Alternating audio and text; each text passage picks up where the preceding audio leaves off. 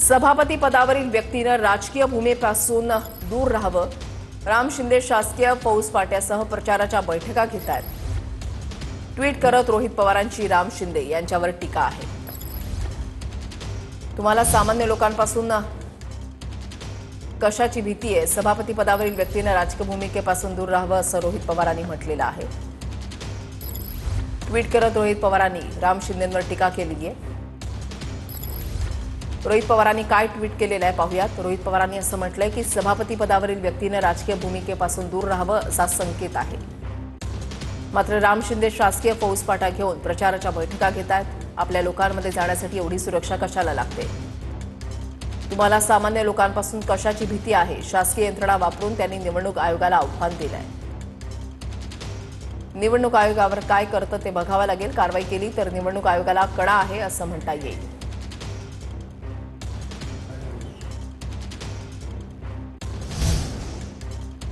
आणखीन एक महत्त्वाची बातमी. संजय शिरसाटांना अजिंक्यतारा बंगला वास्तव्यासाठी आता मिळणार आहे. सध्या विरोधी पक्षनेते अंबादास दानवे अजिंक्यतारा बंगल्यामध्ये वास्तव्याला आहेत. सामान्य प्रशासन विभागाकडून शासन निर्णय जारी करण्यात आलेला आहे.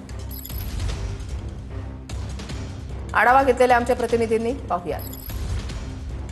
मंत्रालयाच्या समोर असलेला अजिंक्यतारा हे शासकीय निवासस्थान जे आहे ते आता मंत्री संजय शिरसाट यांना वास्तव्यासाठी राहण्याकरता देण्यात आलेला आहे. आणि या सगळ्या संदर्भात आता सामान्य प्रशासन विभागाने शासन निर्णय जो आहे तो जाहीर केलेला आहे.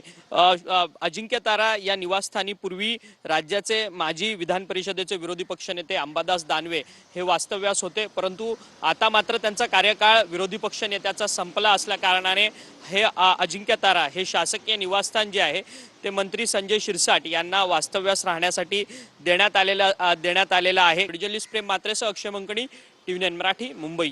शिवसेनेची युती आहे याच्यावर अंबादास दानवेंनी टीका केली आहे. काँग्रेस नको म्हणून पळपुटा प्रवास केला आणि नाकाने वांग सोडलं असं दानवेंनी म्हटलंय. शिंदे, सोनिया गांधी आणि राहुल गांधींचे फोटो आता एकाच बॅनरवर असं दानवेंनी म्हटलंय. अंबादास दानवेंनी काय ट्विट केलेलं आहे पाहूयात. त्यांनी असं म्हटलंय की काँग्रेस नको म्हणून छाती बडवत सुरत, गुवाहाटी, गोवा असा पळपुटा प्रवास केलात आणि नाकानं वांगे सोडले. आता घ्या कट प्रमुख एकनाथ शिंदे, सोनिया गांधी, राहुल गांधी एकाच बॅनरवर, तेही धनुष्यबाण चिन्हासह. थोडक्यात दिल्लीश्वरांच्या भीतीनं बाळासाहेबांचे विचार खुंटीला टांगले आहेत. याला म्हणतात बुडाखाली अंधार. नागपूरमध्ये नगर परिषदेसाठी अपक्ष उमेदवारांना चिन्ह वाटप करण्यात आलेलं आहे. चिन्हासह अपक्ष उमेदवारांकडून प्रचाराला सुरुवात झालेली आहे. मिरची, शिट्टी, रोबोट, पेनड्राईव्ह अशा गोष्टींचा चिन्हामध्ये समावेश आहे. आढावा घेतलेला आहे आमच्या प्रतिनिधींनी पाहूयात. नगरपंचायत आणि नगर परिषद निवडणुकांसाठी काल अपक्ष उमेदवारांना चिन्ह मिळाली आणि आजपासून त्या उमेदवारांनी आपापले चिन्ह घेऊन प्रचाराला सुरुवातही केलेली आहे. आगळेवेगळे चिन्ह या संपूर्ण निवडणुकीमध्ये अपक्षांना मिळालेले आपल्याला पाहायला मिळत आहेत. कुणाला तिखट मिरची, हे बघा या ठिकाणी तिखट मिरची मिळालेली आहे.